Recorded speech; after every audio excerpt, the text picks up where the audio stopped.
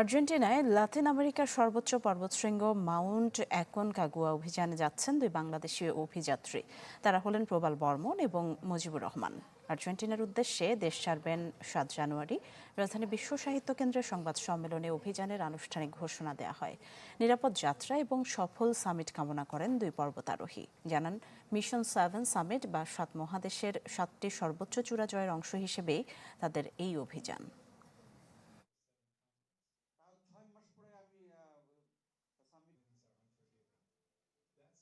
আমরা চাচ্ছি যে আমরা এক্সপেডিশনটা সুন্দরভাবে কমপ্লিট করে ফিরে আসতে, সামিট হোক না হোক সেটা কোনো ব্যাপার না, কিন্তু যদি ওয়েদার ভালো থাকে এই পিক সামিট করা কোনো ব্যাপারই না। প্রতিটা রাতে আমি পণ করতাম যে এবারে যাত্রায় যদি আমি বেঁচে যাই, যে আমার বাকি জীবনটা যেন আমি পাহাড়ের সন্নিকটে এবং পাহাড়ের সাথেই যেন আমি থাকতে পারি।